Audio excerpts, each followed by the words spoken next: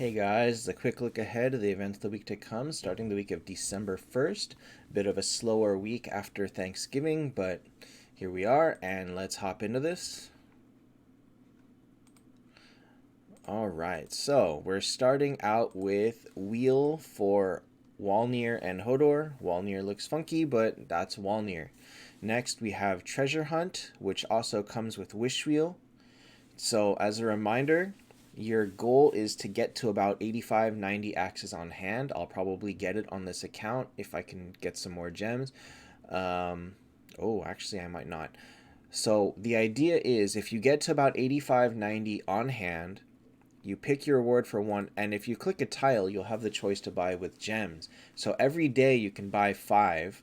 So before you use any of your axes, you buy 5 tries every day, and then on the last day, you go ahead and fill in and reach the final reward.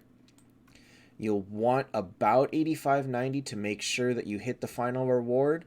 And as you can see, at level 7, you are getting one of these artifacts. You're definitely gonna want to choose Axe or Hourglass because those are just much better. Flame is for more later end play. These are gonna help more. At floor 6, you get a Heaven and Hell hero. Floor 5, you get an Elite hero.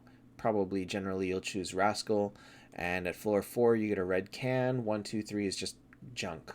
So we're not too worried about those, but this artifact is really where it's at because this is attainable free to play, and so it's definitely another extra way for people to get these artifacts instead of waiting a huge amount of time in between, because these are in Goblin Slayer and Flame is in Moonstones, so this helps get them a little bit faster.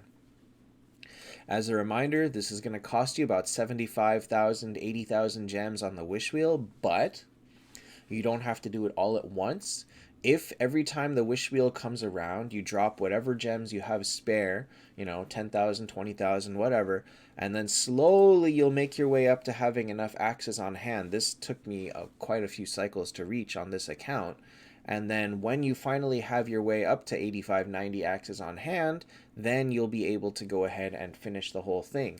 And so definitely it's expensive, but because you can take it slow, it's not really a humongous burden to aim for. So this is definitely a nice addition, with the wish wheel being a little bit more regular and with having access every time.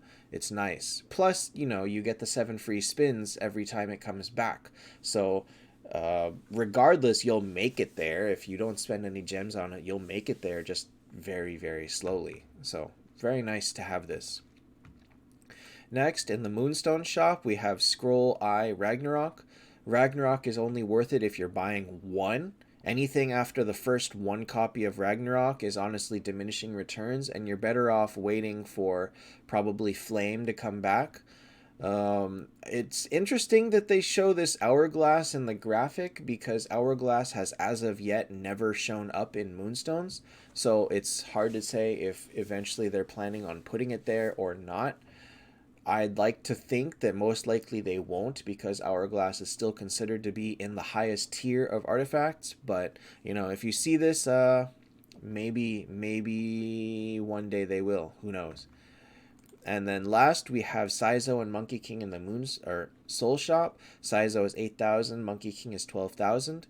If you are seriously building Saizo, this is a great way to get him, but because we're all desperately saving our keys for the new Heaven and Hell, it's understandable that you may not have enough souls on hand to get him, and souls are harder to come by thanks to that. So, if you're swimming in souls, you can go ahead and buy him if you're actively building Saizo, but if not, it's up to you. It is very expensive. And it looks like that is it for regular events. So let's get into the spoiler.